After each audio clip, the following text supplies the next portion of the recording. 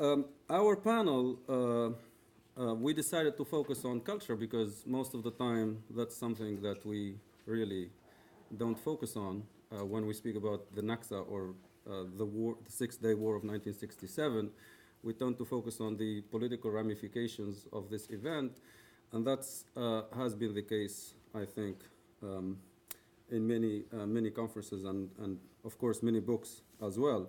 So we wanted actually to take a different direction and see the invisible work of many of the artists and filmmakers, and to see the ways in which 50 years after 67, how this event still reverberates, in the early responses as much as in the late responses.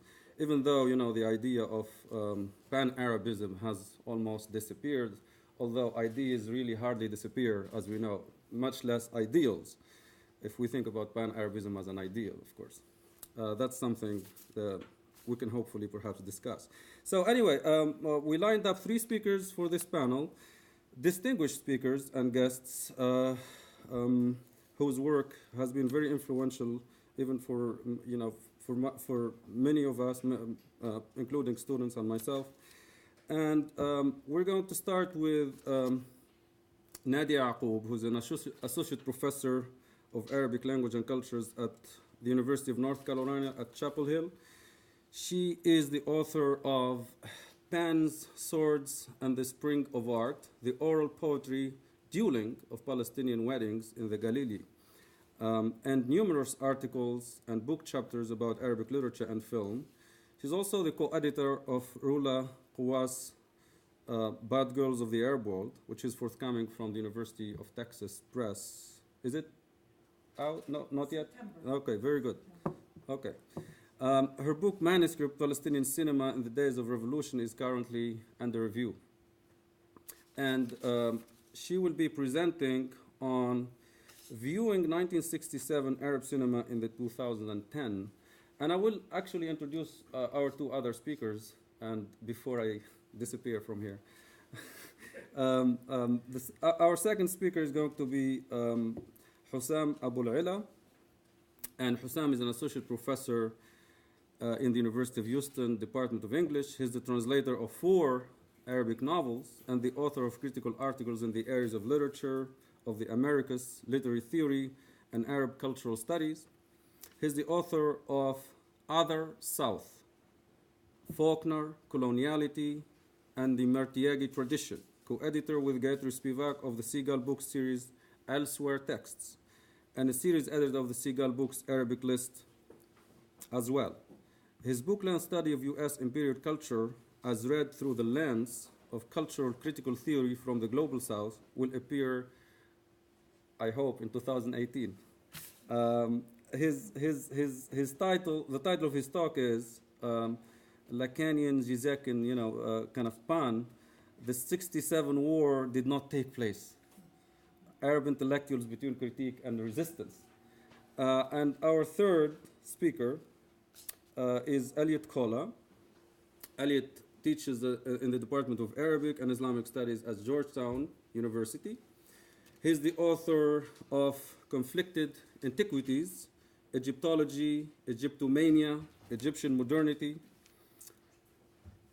from Duke University Press, 2007.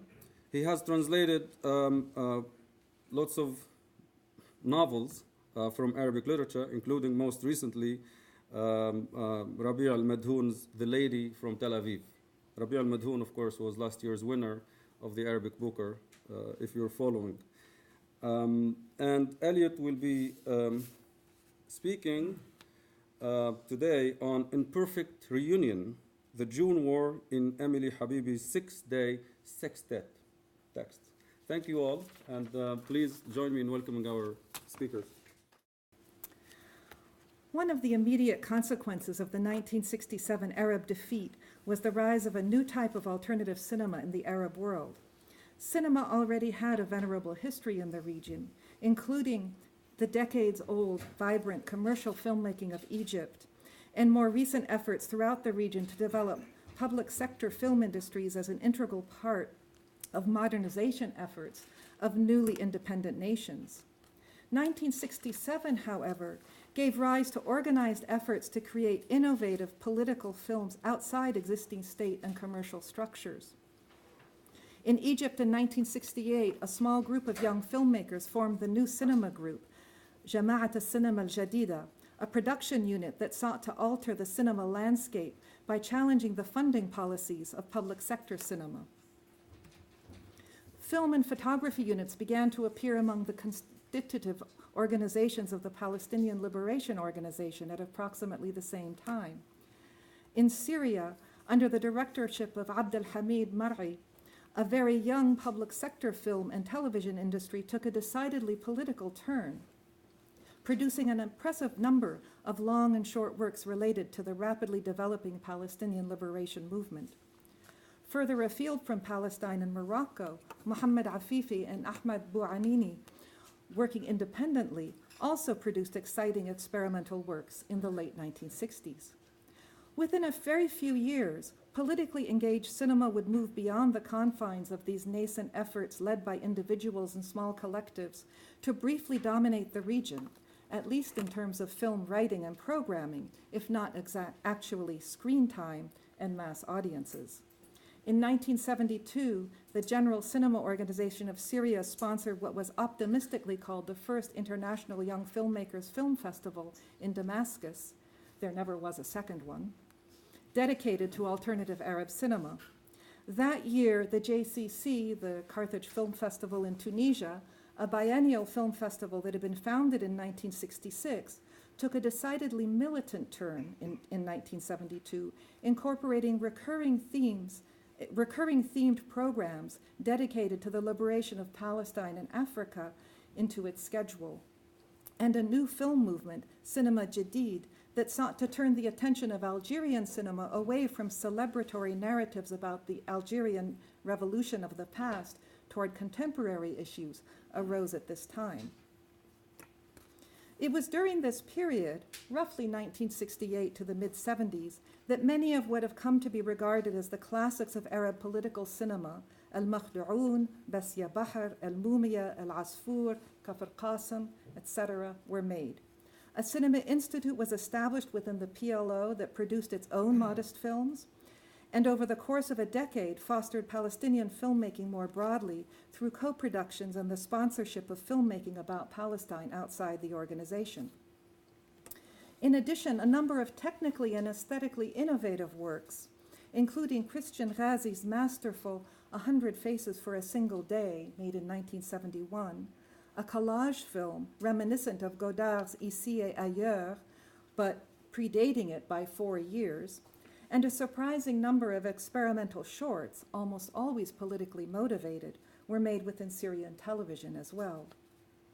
Since the turn of the 21st century, filmmakers, scholars, curators, and other cultural producers have directed their attention to the films from this period. These revisitings are what I am loosely calling 67 Arab cinema, have been undertaken largely outside the framework of major state or commercial institutions by individuals or small independent initiatives operating interstitially. They often involve scholars and or cultural producers living at least part-time in the diaspora, but much of it occurs in the Arab world itself, where curators and scholars grapple with conceptualizing national and regional cinema histories. Some of this work includes a romanticization of resistance during a political period of extreme hope and despair. Some involves ongoing solidarity work on the part of activists outside the region. Some is also a part of nascent attempts to pull together histories of Arab cinema outside the frame of national cinemas. My own recent work has focused on Palestinian film of the 1970s and contemporary engagements with that era and the films it produced. Palestine was, of course, at the heart of the 1967 war and the political movements that emerged from it. And not surprisingly, in the years immediately following the war, a significant number of Arab films were made about Palestine. Many construed Palestine as an Arab loss and thus situated it within narrow nationalist narratives, but others addressed it as an emancipatory cause for the region as a whole. Recent and ongoing engagement with the latter type of material from the long 1970s has approached the period from a number of different perspectives by reinserting images of militancy and optimism from a relatively recent Palestinian past into a dystopian present. In what remains of my time, I will outline some of the trends and projects that have emerged as Palestinians and others revisit these earlier works. In 1982, during the Israeli invasion of Lebanon, the PLO lost 5 national archives, including the Film and Photography Archive maintained by the Palestinian Cinema Institute. The idea of a lost archive is laden with romance. Its state of being lost suggests that it can be found again, giving rise to questions, speculation, and treasure hunting. It also resonates with people's conceptions of Palestinians as a people defined by loss. Less exciting, far more arduous, and more important have been the efforts to reassemble an archive from copies of films and other materials scattered throughout the world. When the PLO made films, they printed dozens, occasionally hundreds of copies, which were then sent to cultural centers or sold. Palestinian materials also sit in archives of countries that co-produced Palestinian films, and some of the filmmakers maintain private archives. Since the early 2000s, there have been numerous efforts, too many for me to list here, to gather and digitize scattered copies of the films. These restorative projects stand in marked contrast to visions of the archive as a, quote, permanently lost treasure. They counter the implicit understandings of the Palestinian Revolution as a movement from the past with no relevancy to the much changed present by enacting an engagement with that past. The activities of these cultural actors also illustrate and enact the restorative and agential work to be done in the face of loss by engaging in an undoing of destruction and erasure. Beyond the Palestinian context, the international scope of such efforts restores not just the film archive itself, but also its embeddedness in the global political and cultural networks of the Palestinian Revolution. In this regard, such efforts contribute to an understanding of third and third world cinema of the 1970s and 80s and their attendant political movements as a truly global phenomenon. Thus, efforts to restore the Palestinian film archive from materials scattered around the world are not merely nostalgic projects, but laden with meaning in the context of Palestinian and other post-Oslo politics. Beyond attempts to reconstruct the PLO archive, filmmakers have actively engaged directly with its images in works and initiatives that reclaim this period for Palestinian history. Old footage from the PLO period in Jordan and Lebanon appears frequently in recent films, always emphasizing the distance separating the present from the past, often nostalgically, but sometimes critically, and hence suggesting alternatives to a dystopian present. Relatedly, a number of films and art projects represent Palestinian refugee life and or the Fidai'in of the 60s and 70s in new fictional works. Notably, in When I Saw You, Lama Shuftak, Anna Marie Jasser includes at least one direct quote to an earlier work, a move that suggests not only an engagement with the earlier period and its images, but also a desire to reclaim the earlier works as a living part of Palestinian film history. Artists have also begun to manipulate older material, uncovering, extracting, or creating new understandings. For example, the video installation and accompanying booklet El Jisr, The Bridge, from 2012, by Subversive Films, examines and disrupts the use of iconic footage of Palestinians fleeing across the Jordan River during the '67 war, footage that has appeared repeatedly in Palestinian films since. By slowing down the footage and presenting it as a continuous loop, the artists encourage viewers to actually see what the footage contains rather than what it has come to stand for through its repetitive use since 1967. In O Persecuted from 2014, video artist Basma Sharif offers a contemporary response to Qasim Hawal's Marxist-Leninists' Our Small Houses from 1974. As Sharif distorts and covers up the image and sound of the original film, allowing just parts and flashes of the image and text to emerge from a covering of black paint and distorted sound. The work emphasizes the distance separating the idealistic imaginings for the future of Palestine as a workers' utopia that is expressed in the piece from the 1970s, from the objectification of women's bodies that underlies a hedonistic spring break culture of Tel Aviv's beaches. It also comments on the process of film restoration as one of imperfect and incomplete translation, thereby confirming the eternal pastness of the past. As a militant project of the long 1970s, the Palestinian Revolution embraced violence primarily as a means of creating and sustaining the visibility for the Palestinian cause that was crucial to its political agency. Azal Hassan's film, Kings and Extras, Muluk wa Kampar, is constructed around a search for the missing PLO film archive, but the search is doomed from the start, and Al-Hassan's real quest in the film is for an understanding of the cost and value of Palestinian images. Who has paid what price to produce Palestinian films and photographs in the past and the present, and what significance do they hold for Palestinians themselves? Al-Hassan's search for the films eventually leads her to the Palestinian Martyrs Cemetery in Beirut, and the film ends with her wandering among its graves with former PLO filmmaker Qaisa Zubaydi. In this last scene, the cost of image making is explicitly conflated with the cost of armed struggle. The Palestinian Revolution was not just or even primarily a movement dedicated to liberating the land of Palestine. It was also a movement that sought to endow individual Palestinians with political agency through a commitment to collective belonging. The PLO and its supporters produced relatively few films about this aspect of the revolution, that is, its institution building, which makes the works of Monika Maurer, a German filmmaker who worked with the Palestine Red Crescent Society in the late 70s and early 80s, particularly important. In Gaza Hospital from 2009, Italian filmmaker Marco Pasquini uses Monika Maurer's footage as well as interviews with international medical personnel who volunteered with the PRCS at the time, as an attempt to animate a bleak present.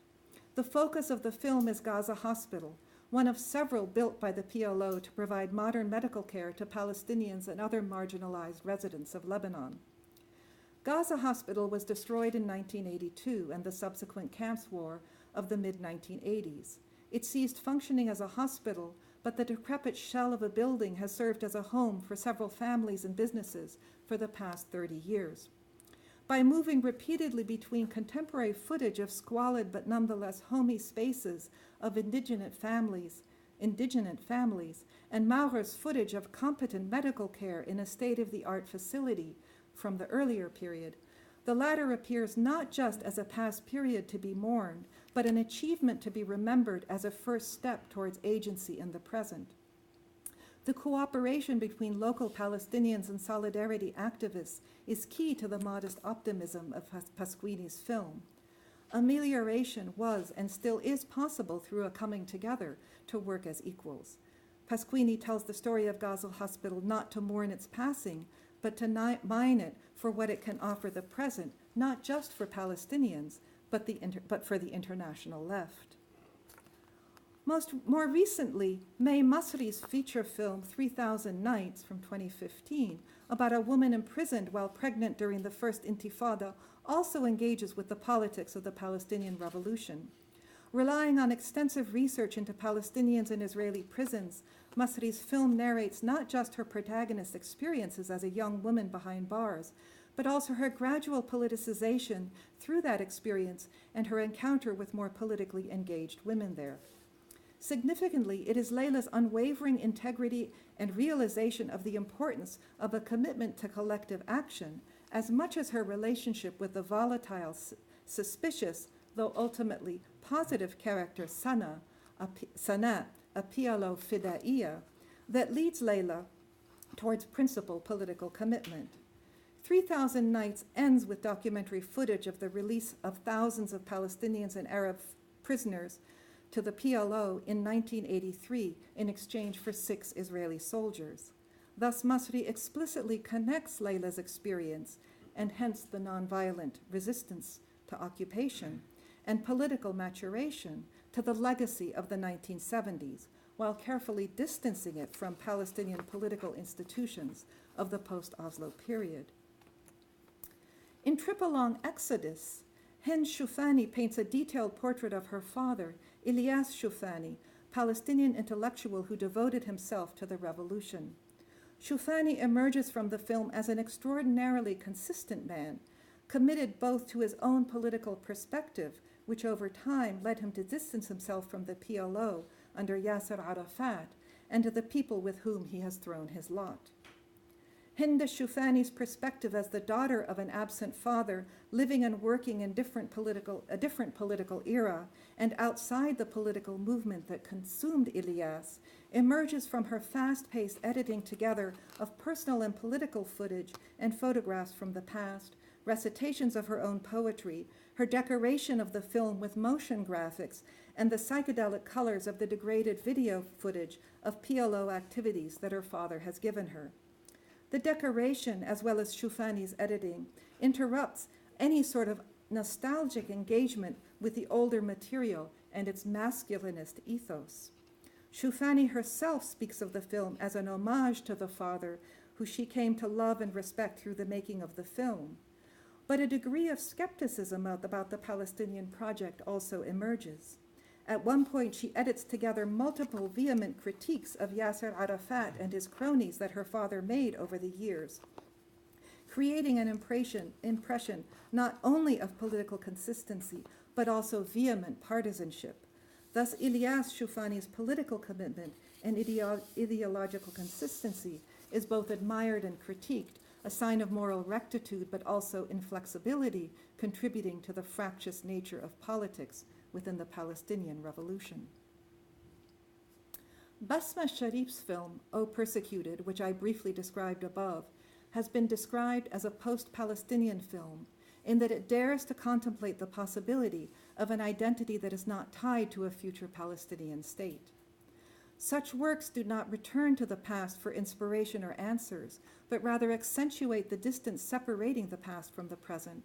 Some of these works may be elegiac in tone, but they avoid regret or explorations of past mistakes, grievances, or missed opportunities.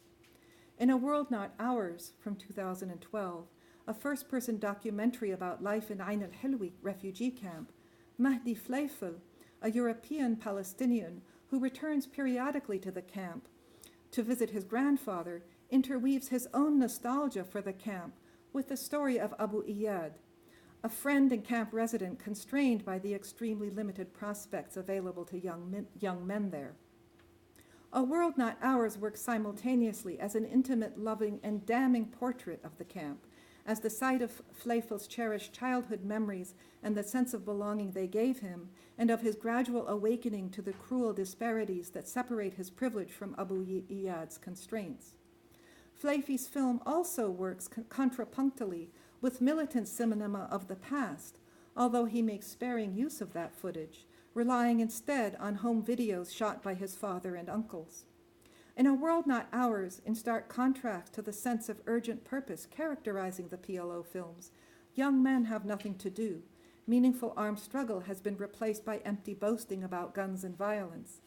A heroic brother dies, leaving behind a frustrated and psychologically fragile sibling. A cohesive ideology lives on in vestiges of commitment among an older generation of Palestinians, but is no longer meaningful or useful to young men today. A World Not Ours is a requiem for an era. The film ends with Aboul-Ela's failed attempt to emigrate to Europe. Life outside Ain al-Hilwi is not a world for him, but the world of collective belonging that Fleifi remembers from his childhood is also a world no longer accessible to either of the film's protagonists. As for the film's bleak foreclosing of, as such, the film is bleak, foreclosing the Palestinian Revolution and the post-1967 emancipatory ethos that characterized it for Palestinians of the 21st century. However, this is not the end of the story. In experimental new works that are no longer simply post-Palestinian, but also post-catastrophe, that engage with old images by refusing to lament a loss, Kamal al-Ja'fari's Recollection from 2015 comes to mind, and perhaps Basma Sharif's new work, Uroboros, which was just released and I haven't seen yet, come to mind. A new chapter in Palestinian filmmaking is being written.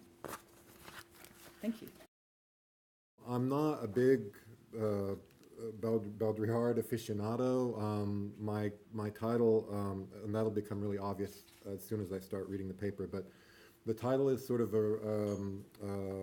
getting at this, the kind of gestures I'm making in the paper, attempts I'm making, series of attempts is really what this paper is, to sort of think beyond this whole idea of 67 as this kind of traumatic thing that changed everything.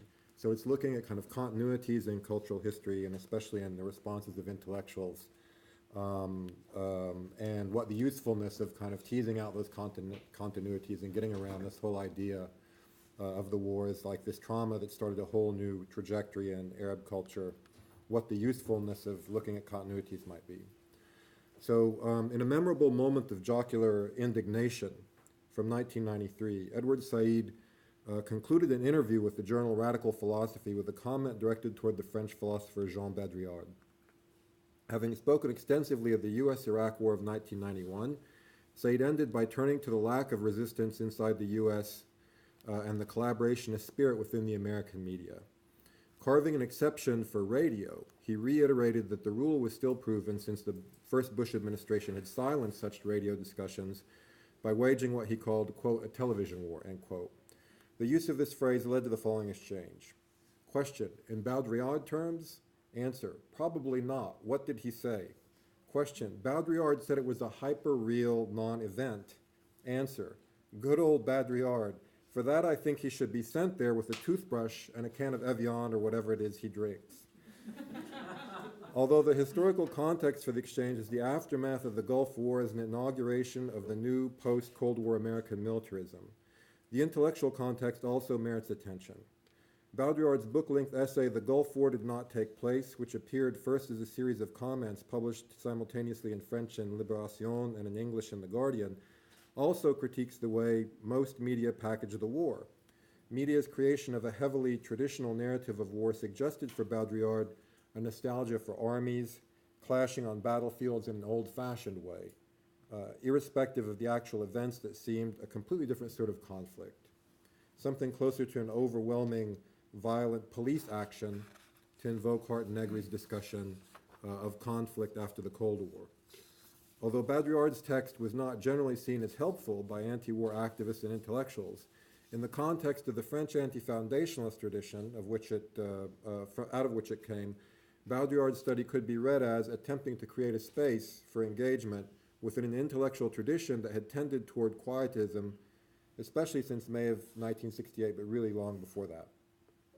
Apparently, Said was not disposed to see the text as helpful, however. 1993 was the same year that he published Culture and Imperialism, a text that should be read as a culmination of 2 decades worth of movement in Said's thought that had eventually turned away from the kind of emphasis on concepts like hyper-reality that fled the tradition of French theory, a tradition that he had served as a major interpreter of in the United States during the 1970s. The very title of Baudrillard's text, however, would have represented for Said by 1993 everything problematic about enthusiasm for continental philosophy's rampant ahistoricism. Said had first sided but also distinguished himself from Foucault in Orientalism in 1978, then publicly distanced himself from what he viewed as a quietism in Foucault and among Foucauldians in Traveling Theory in 1982. Finally, by the time he published Culture and Imperialism a decade later, a book which he called Orientalism's sequel, Said had fashioned the method of contrapuntalism as what seemed a profound modification, if not almost an explicit rejection of the older book's resort to discourse analysis. At issue for Said was the notion of the Arab subject as disposable within intellectual culture, a mere postmodern fragment to fill out the textual economy of the Western radical. An inventory of the intellectual context in which Said and Baudrillard operate is significant because the consideration of ideas as the product of a particular political occasion is precisely at issue in Said's differences with the anti-foundationalist strain in European thought. The notion of traveling theory, for example, his essay from 82, requires that one think of place and time at the same time one engages with knowledge production. Furthermore, Baudrillard's critique and Said's comment on it call our attention to the special place of war in the production of knowledge and the production of narrative in which all intellectuals engage. And I'm operating on a distinction here, of course, between intellectuals on the one hand and what you might classify as theoreticians, critics, other types of philosophers, other types of people who produce knowledge that where engagement might not be as essential to the definition. Although wars make it difficult for intellectuals to eschew their responsibility to take on issues of pressing socio-historical significance, they also make it difficult to think historically and systematically in that they appear as discrete and clearly defined events with winners and losers, providing a narrative that might easily sweep away systematic analysis of class structure, for example, or historical evolution of a society across generations, 6 days that shook the world, that kind of thing. In this sense, it is fairly easy to read Said's career as one of the many trajectories that was changed by the trauma of June 1967. So of the 67 war, Said says in another interview, quote, "Around that time I was serving on a jury. The day the war began, June 5, was my first day as a juror. I listened to the reports of the war on a little transistor radio. How were we doing, the jurors would ask. I found I wasn't able to say anything. I felt embarrassed. I was the only Arab there, and everyone was very powerfully identified with the Israelis. Also during that summer, which I spent in New York, I became connected with the Arab political world. I suddenly found myself, after 16 years of being in the United States, back in touch directly with the Middle East and the Arab world." End quote. After this experience, one definitely detects a new direction in Said's concerns. The first clear indication of this is the short essay, "The Arab Betrayed," published in 1970 in a volume that Ibrahim Aboul-Ela encouraged him to contribute to and helped put together. These are it's a collection of Arab intellectuals responding to the 67 war, and in it, Said first tries out some of the ideas and even some of the same anecdotes that will eventually develop into his classic Orientalism. However, the emphasis in the earlier text is on the American scene, how images of and attitudes about Arabs circulate specifically within the United States. When Old World Orientalism is mentioned, it's surprising how positively the European Orientalist tradition is valenced in light of Said's later writing. And so here's a quote exemplifying that. In the case of the British and the French colonialists, dealings with the Arab were balanced, if not finally moderated or redeemed, by enthusiasts like Doughty and Blunt, who deeply acknowledge the presence of the Arab in European consciousness. What is strikingly apparent here is how little human space is occupied by the Arab in the American mind. End of quote. Said's initial response to 67 places an emphasis on Arab humanity that will grow eventually into a critique of the same continental philosophy that initially enables his move away from phenomenal. I've had a long plane trip yesterday, so phenomenological readings of canonical British literature. While there is a manifest difference that can be traced from the Arab betrayed through Orientalism, traveling theory and culture and imperialism to the Baudrillard interview, the increasing emergence of this emphasis on global humanism constitutes the continuity of the Arab intellectual in America from the event of 1967 through to the post-Cold War era of American empire. An activist concern with the universalization of humanism emerges in Said's thought after 1967 and evolves over the decades, but the nature of this concern does not become fully apparent until he has reworked the issues that concern him through several works. Continental theory allows him to subvert the American pragmatist tradition both before and after 1967, but becomes less useful the more this critique evolves. While it may be clear in some respects that 67 changed Said, the main continuity running through his career is the sense that the United States inevitably instills in the Arab-Palestinian intellectual of being, quote, out of place, which you all remember is the title of his memoir. Although the strategies to get at this systemic cultural aggression evolve through these different stages, emphasizing British canonical writing as a worldly alternative to the United States, using continental thought to critique American critical method, and finally directly employing a Gramscian critique of U.S. foreign policy in the cultural sphere. A comparison with the Moroccan philosopher Abdullah Ladawi contemporary and interlocutor of Said's might help illustrate the evolution in Said's thought that I'm trying to emphasize, at the same time further reinforcing the important cultural continuities that surround the June War. Ladawi's best known work in the United States is The Crisis of the Arab Intellectual, Traditionalism or Historicism. And it's just as much a response to the '67 war as are Orientalism and the Arab Portrait. Crisis also includes some trenchant criticism of the American scene and U.S. attitudes toward the Arab world.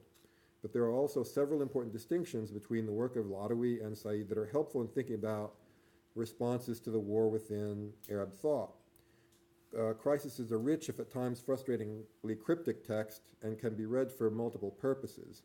Given more time, the specificity of its own critique of Orientalist thought as an inspiration for Said that actually seems to shape the direction of his thinking about the Arab and global humanism for years after Orientalism would definitely deserve consideration. And I've tried to document how that works in a book chapter, which, as Nuri mentioned, hopefully will appear one day. But given today's forum, the question of the text as a response to the June War calls for our attention. The lectures compiled in the book were delivered in the early 1970s in various Arab world centers of learning, and thus Ladawi contextualizes them as intended for Arab readers. This sense of audience immediately distinguishes the two, Ladawi and Said. Ladawi begins the work, quote, what interested my listeners was not so much the positive results of Arab nationalism, but the failures of these movements. For the questions that the interlocutors were asking, given the situation around 1970, was this: why, in spite of all our efforts, are we facing the same difficulties our parents and grandparents faced? End of quote. Here, as throughout the text, the emphasis on continuity is striking. Although 1967 was a traumatic event, a definitive rupture, much of the analysis propounded by Ladawi could have been applied to the years before the war, and in fact was in his earlier book, L'idéologie arabe contemporaine, essai critique. And so, as such, Ladawi even begins to cite the earlier study when he gets to the conclusion of the crisis of the Arab intellectual. Ladawi offers in the text a thesis, in the crisis of the Arab intellectual, the thesis that a reconsideration of historicism can best address the crisis in method that plays intellectual work in the region. Although the book itself suggests an old-fashioned quality to this emphasis by calling attention to its distinction from the work of Baudrillard's fellow travelers in French intellectual circles, because he emphasizes historicism. Ladawi's specific notion of historicism is really more innovative than his own comparison to French trends would suggest. For Ladawi, in this and other works, infuses the concept of historicism with a sense of what Dipesh Chakrabarti might call historical difference. Geohistorical location plays a vital role in intellectual work. Ladawi insists on placing the intellectual in a particular location, making distinctions not merely between third world intellectuals and European Marxists, or Nahdawis and Orientalists, but also between German thought at the time of Marx and thought in the more industrial advanced regions of Europe. In my previous readings of this book, historicism's invocation of the Arab intellectual's relationship to the region before European colonization struck me as a dominant motif. Reading the same study as a response to the June War, however, brings to the fore the text's critique of class structure in the unequally developed and economically dependent Arab societies during and after the colonial era. The class of technocrats entrenched in Arab society since before the independence movements came to fruition and has enfeebled Arab political and intellectual social culture in Ladawi's reading. This petty bourgeois class is the primary beneficiaries of the preservation of the status quo, blocking a serious engagement with the historical, since such an engagement can only do them harm. For this reason, Ladawi concedes, quote, we must recognize that the chances for a general rationalization of Arab society are very much reduced and even unlikely, for the system carries within itself the efficient cause of its perpetuation, end quote. In such an ahistoricist environment, the first goal of the Arab intellectual must be to create a new commitment to historical understanding, without which, Ladawi believes, innovative thought that is liberated from derivative and dependent thinking cannot begin. This class critique offers a rich context through which to understand yet another example, moving to the penultimate section of this, Sanal Ibrahim's novel 67. The challenge presented by this text's organization is the way the title immediately calls the reader's attention to the war, but the novel then sidelines it for most of the narrative. Notwithstanding the middle chapters, it describes street scenes in Cairo during the 6 fated days. From the start, however, the opening scene of a New Year's Eve party filled with decadent flirtation, drinking, and dissipation redirects the reader toward the radical idea that the novel 67 is about a year. That's, in other words, 67 is turned into is changed from being a war into a actual calendar year. So it's about a year in a bedraggled society, not the year that a society collapsed. In this opening scene, we learn that the narrator protagonist is attracted to his brother's wife. An affair is initiated, and this act of family betrayal absorbs the narrative focus from much of the remaining novel. I'm being a little bit descriptive because this novel hasn't been published yet, but I'll say something about that in a second. When the war suddenly inserts itself in the story, the tragedy plays the role of a relatively arbitrary interruption to the more general portrait of bourgeois decadence. That the protagonist is a writer working for an Egyptian newspaper has a double-edged quality. On the one hand, his profession, journalist, marks him as the embodiment of the technical classes that the colonial system produced and that latter we critiqued. And there's nothing all that 67-ish about that, right? On the other hand, the press played a notorious role in the June War. And any reader of the novel cannot help but consider this, especially after reading passages like this following one. And this is a scene where the narrator is, the journalist narrator is sitting at his desk and he's fending off these really banal conversations from his coworkers that keep coming by. And he's been trying to get rid of somebody who's asking him whether it's good to get married when you're young or when you're old, and he gets rid of him, and then this next person comes by. Quote, Ali came in looking for the newspaper. I said I didn't have today's edition. He said he was looking for any newspaper to use in the bathroom. I gave him an old paper that he tore into strips. Then he said it wiped up faster than normal toilet paper, end quote. So 67 was written quickly during a summer in Beirut in 1968, but will only be published in book form for the first time this June. It is Ibrahim's second novel in terms of the order of the competition after his short novel Tilka Raiha. That Smell, is that the new translation's name? That Smell? The Smell of It is a... The new correct translation is That Smell. There's two translations, yes. Tilka Raiha, or that smell, or the smell of it. So briefly, it is worth noting how similar are these first two short novels. The one written right before the war, and this other written right after the war. Both employ a flat, almost monotone style, commensurate with a portrait of social alienation presented in each story. Both emphasize the quotidian grotesque as a provocation and critique of the status of Arab letters in the 1960s. Through these and other connections, the continuities between the novels actually bring to the fore Ibrahim's critique of the 67 crisis as an almost inevitable exposing of the nationalist myth in terms available even before the fireworks of the 6 days. A last example offers a suggestion of the later direction of such critiques, even as it gestures toward the present. In Arwa Saleh's al-Muntasirun, and Arwa Saleh was maybe it's not as famous as these others, but is equally important, was a Egyptian activist and writer who was a leader in the student movement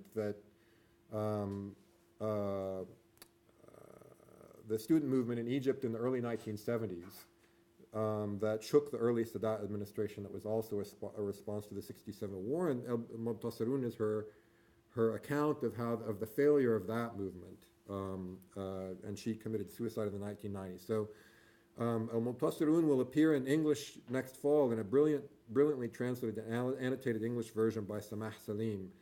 The continuities of the class critique after 1967 come into even sharper focus. So Saleh's emphasis is on the student movement.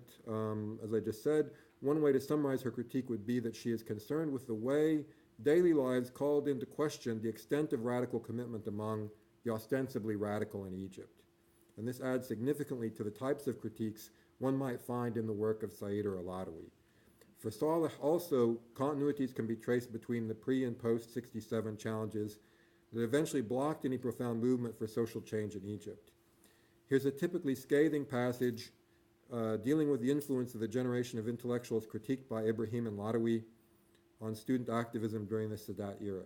Quote, "Instead of leaving us to our own devices or giving us the space to work out our living reality and to let experience sift out left from right, they nursed us on their poisoned milk. These prior internecine conflicts had devastating consequences. The student movement inherited them before the real world could shape its growth, because certain individuals deliberately molded a handful of people into material with which to settle old scores," end quote. Salim has turned to this text as a historical comment on more recent events, and in doing so suggests a continuity of tradition within the region that is critical historicist, and that includes Arwa Saleh and the other writers I have focused on, other dissidents.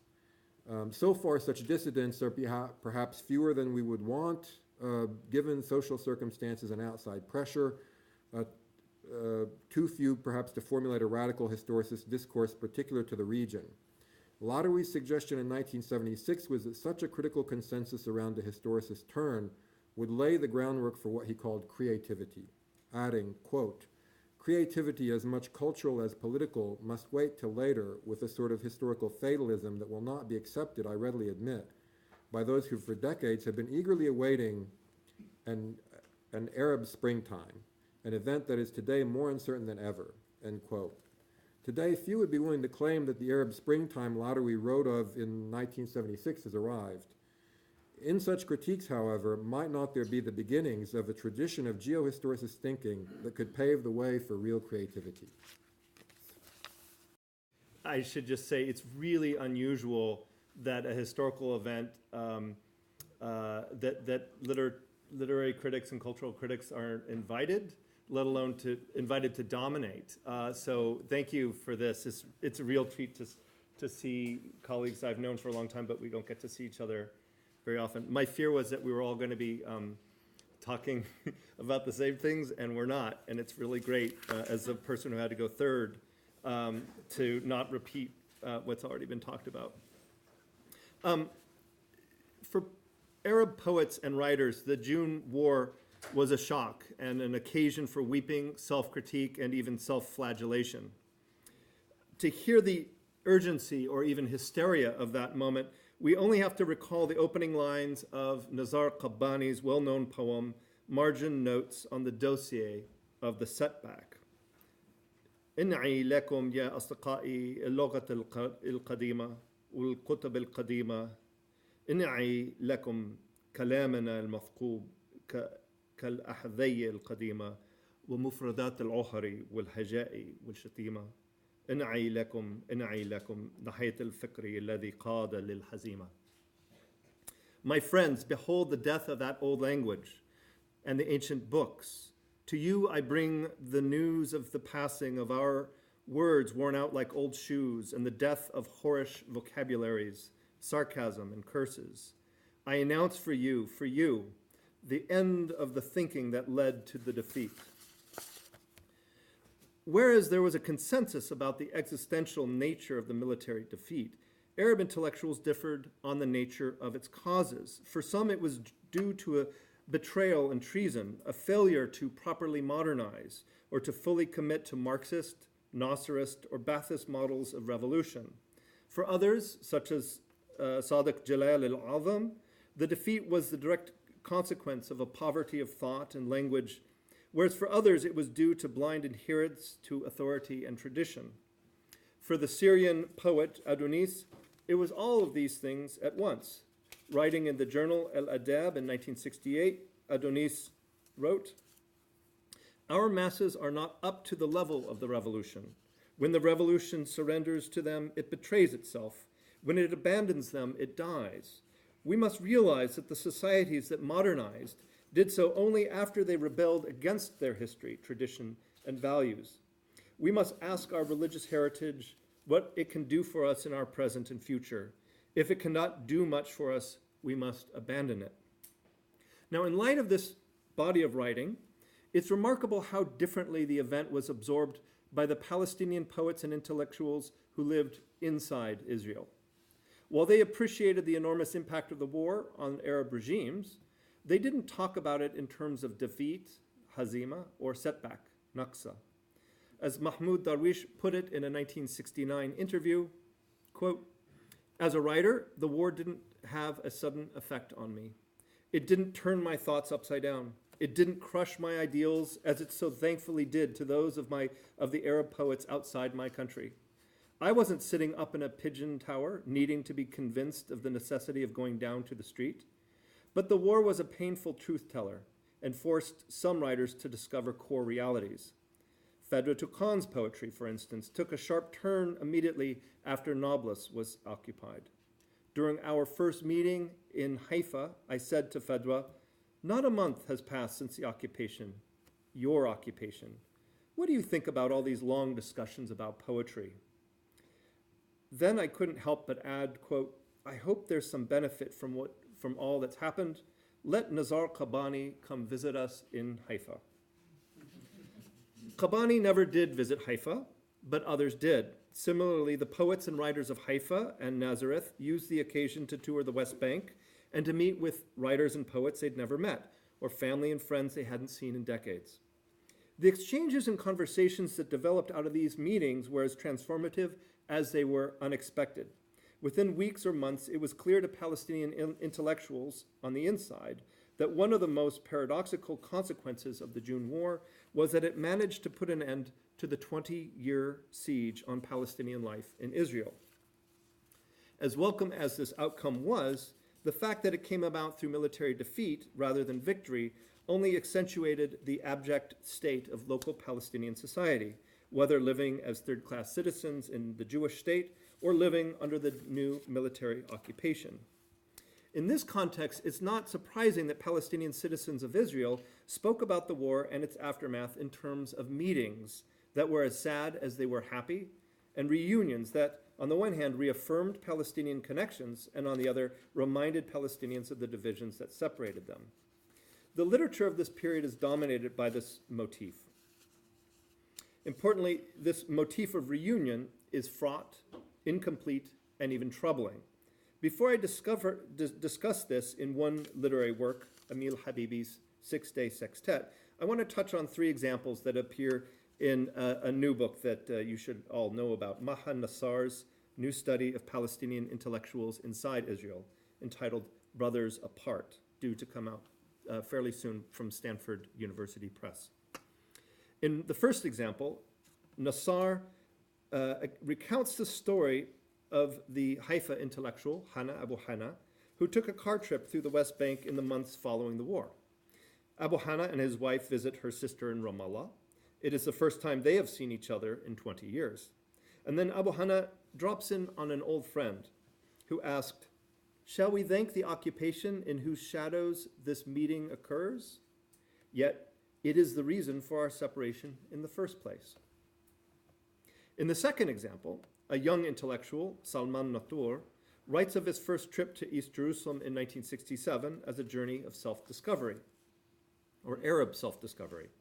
Upon, and I'm quoting here again from Mahan Nassar's account, upon seeing a copy of the Egyptian newspapers El Ahram and El Jumhuriyya, or the Lebanese journals El Adab and El Adib, I felt at that time as if I was embracing the Arab world. Along Salah ad-Din Street, you don't hear anything around you except Arabic, and everything you see is written in Arabic, and the people are calling out in the open market selling Arab goods. It was as if I had stepped through a large portal and entered the Arab world. Right, so they're talking about the occupation here. Israeli officials correctly understood that these meetings between West Bank and 48 Palestinians were transformative, and that they could undermine the fragile system of control which had, for almost 20 years, relied on a policy of isolating and separating Palestinian communities inside the Jewish state. And here I refer to a recent book of Shira Robinson's on the subject. I want to give one last example from Mahan Nassar's work, when she narrates the story of how the poet Samih al-Qasim was detained by the Israeli police in early 1969. After questioning the poet about contacts he'd made while taking a tour of the occupied territories, the Israeli police detained him for weeks on charges of conspiracy. And there, in Dammam prison, Al-Qasim meets prisoners who'd been brought in from all over the occupied territories, from the West Bank, from Gaza, and the Golan Heights. As Nassar puts it, after years of writing about the need for Arab unity and lamenting the barriers that keep Palestinians in Israel from having contact with other Arabs, it was in prison that they were finally carrying out a unique type of Arab unity, end quote. Now, as I hope to show you in the time I have, there's no better text than Emil Habibi's 6-day sextet for tracing this motif of imperfect, incomplete, and troubled meetings. As Habibi put it many years later, and I quote, "I wrote the 6-day sextet during the first year of the occupation. If they'd called it the 7 Days War, I would have written it as a septet instead. I wanted to flip the word on its back to see the other face of this war's tragedy. A prisoner, separated from his family for 20 years, wakes up one day to loud noises in the prison courtyard. Suddenly he finds his entire family gathered around him, with him. After all the rupture and isolation, how is he supposed to feel about such a reunion? Can we even call that a reunion?" The sextet first appeared in the pages of El Jadid, a legendary Arabic language monthly of politics and culture established in 1953 as an organ of the Israeli Communist Party, or Maki. Like other literary publications in Beirut or Cairo, El Jadid translated poetry and essays from a wide range of languages and engaged actively in questions of modernism, literary commitment, and cultural critique.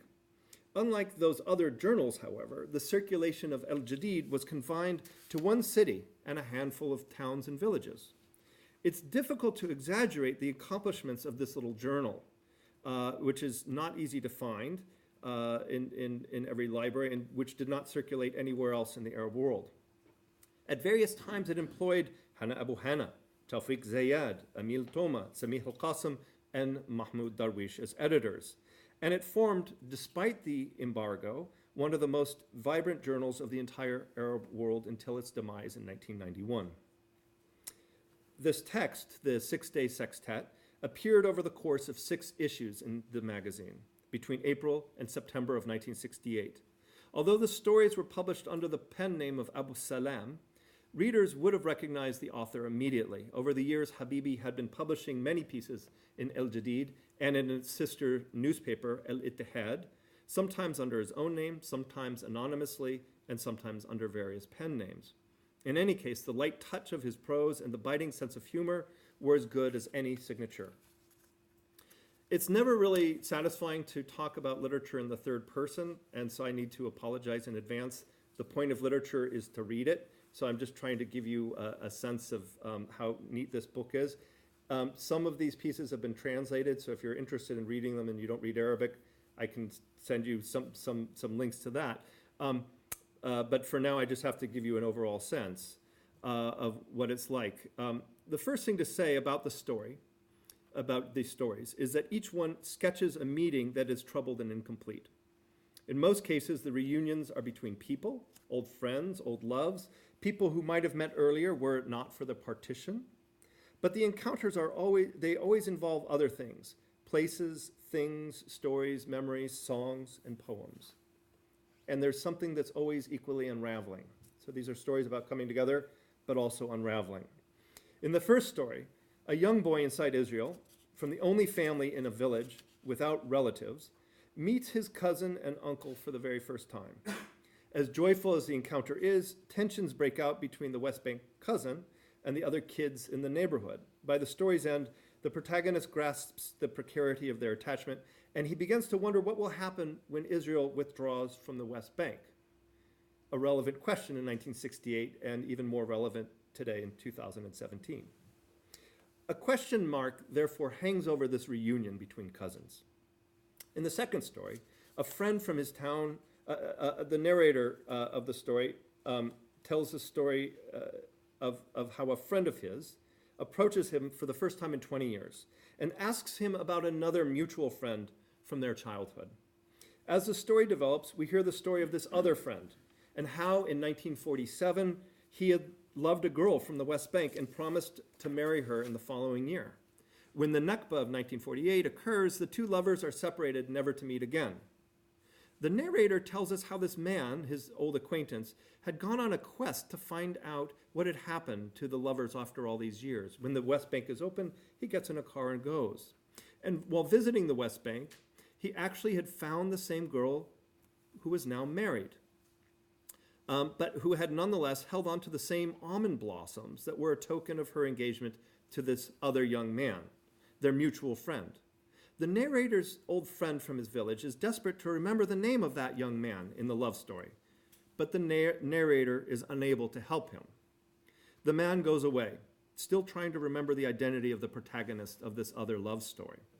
At the end, the narrator reveals that the young man of this love story was the same confused man in the village, that the protagonist he was trying to remember was himself. The man had indeed gone on a tour of the West Bank and met his old love, but his repression was so total that he never recognized her. In the shadow of this lost memory, their meeting both happens and doesn't happen. In another story, we meet an old rag and bone seller in whose junk shop the property looted from Haifa homes in 1948 mingles with property looted from Golan Heights in 1967. Another tells the love story of activists from opposite sides of the Green Line who meet in a series of joint protests inside Israel and in the West Bank, only to be separated again in Israeli prisons. The details of the various stories begin to add up and get tangled up in one another. Motifs repeat and proliferate and change. Situations, characters, and phrases repeat so often that it's sometimes difficult to remember which story we're in. And this confusion, I want to argue, is precisely the point. While each story is self-contained, they're also in conversation with one another through an aesthetics of repetition and doubling. While critics have tended to discuss the work as a collection of stories and have tended to think of it as lesser in the body of Habibi's work because it's not a novel, I think this is mistaken. From the moment it first appeared in April 1968, the sextet was published and named, therefore conceived, really as a single work, not a collection of stories. And the form, I want to argue, is something between the form of novel and between the form of story and novel. And if folks are interested, we could talk about what this might mean for Palestinian identity and Habibi's career. But just in the time that remains, let me spell out some of this aesthetics by retelling the final story of the sextet and discussing really briefly how it folds back into the other narratives of the work. So each of the 6 stories begins with lines from a poem or song, such as Raj'una or Zahrat al-Mada'in, sung by the Lebanese singer Feiruz. While the meaning of these lines is never made clear, sometimes there is an explicit connection with the content of the story, sometimes not. Nonetheless, they tie the stories together in a ligamental or lyrical way, like a radio broadcast drifting over borders as if they don't exist. And in fact, you can almost see Habibi listening to Feiruz being broadcast from Beirut as he's writing these stories. The final story, Love in My Heart, begins this pattern by quoting lines, however, from a Jahili poet, which we are told, and a poem which we are told was never sung by Feiruz. The story then begins by reflecting on the fact that while Feiruz sings with warmth and feeling, the songs she sings were composed by others. In the same way, Habibi, the author, and his unnamed narrator seem to be explaining that the story we're reading was not really by him, but by others. As a fiction writer, who is really a journalist, the narrator is nothing more or less than a singer singing great songs composed by others. The narrator then mentions that on a recent visit to Leningrad, he was taken by his hosts to see the national monument to the 900-day siege of Leningrad, one of the most horrific episodes of the 20th century. Overwhelmed, the narrator and others wander through the grounds, silent and sullen. In a small building next to the monument, they see the possessions and relics of the victims of the siege, including a small diary by a girl, Tanya Savicheva, who was no more than 11 or 12 at the time. The narrator reads from the diary that's on display. And this, as some of you may know, all of this exists. The narrator reads from the diary, "Today, grandmother died. This morning, my little brother didn't wake up. Today, they took away my mother. She was still sleeping. She hasn't come back." The narrator's Russian hosts tell him that the diary was found in the rubble of the city and that the girl, Tanya, died soon after the siege was lifted. The narrator, devastated by the story, promises his host that he will write about what he has seen. But after leaving them, he wonders whether he's up to the task. He's just a journalist, and what he writes about is everyday things. The narrator's block comes to an end when he happens upon the letters of a young woman from Jerusalem, now in Ramleh prison. The narrator decides to change the name of the author of the letter, of these letters, these Palestinian letters, not to Tanya, but to Feiruz, because, as he says, the name moves us, it affects us. Feiruz, the girl who wrote these letters to her mother, was one of 3 girls, we're told, accused of plotting against the Israeli state. The story then goes on to quote these letters at length. In the first, the girl presents a wish list of items: magazines, hairbrushes, toothpaste, a watermelon, and chicken, all sorts of things that she wants her mother to send to her in jail. In a second letter, the girl tells her mother, who appears to be a 1948 refugee from Haifa, about her cellmate, a girl from Haifa, and how much they have in common, how they both listen to Feiruz, Abdul Wahab, and so on. Throughout the letters, the girl tells her mother not to worry. La taqla'i, la takhafi. And she tells her mother not to worry so often that we begin to see the real desperation behind her words. We should worry. The narrator never presents the third letter, whose contents, he tells us, we've already read in the false newspaper accounts of the trial of the Israeli policewoman who helped smuggle the letters out in the first place. I know this is a shaggy dog story, but that's sort of the point in Habibi's writing here. The story and the sextet end with the narrator reminding us that the reality here is of a friendship between characters who, quote, from a single people have these are characters who, quote, come from a single people who have reunited after a long separation under a single roof, the roof of a prison cell. This is the metaphor of the post-67 situation.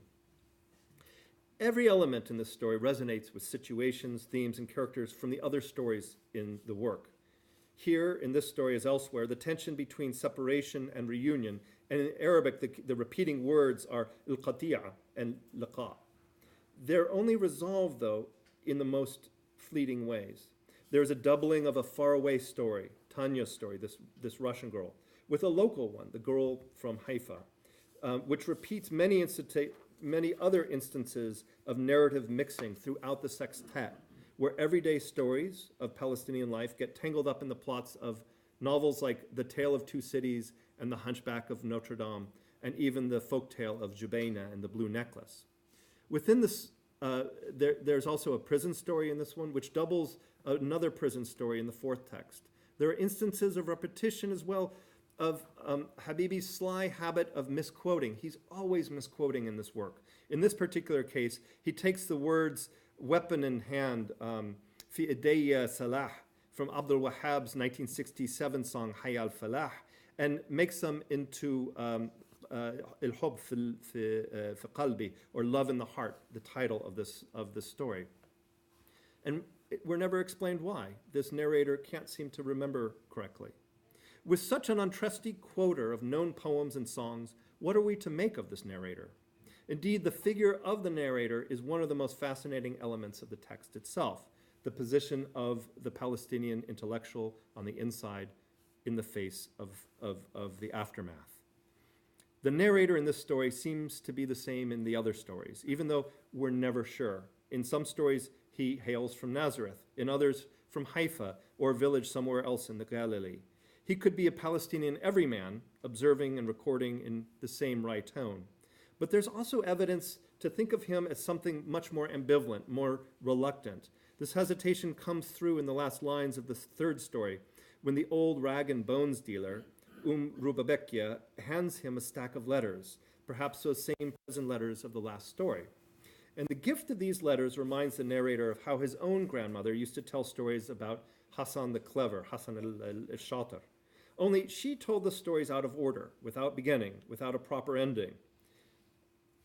The kids called them amputated stories, qasas butra. After leading us on about the letters, the narrator decides not to tell us what they contained. He says, let's leave this story amputated or frayed. Let's finish writing it together. This ambiguous gesture between silence and authorship, between beginning and end, between separation and reunion, seems especially fitting for thinking about how the June War must have appeared to Habibi and others in the months that followed. Its meanings were unclear, even if its implications were not.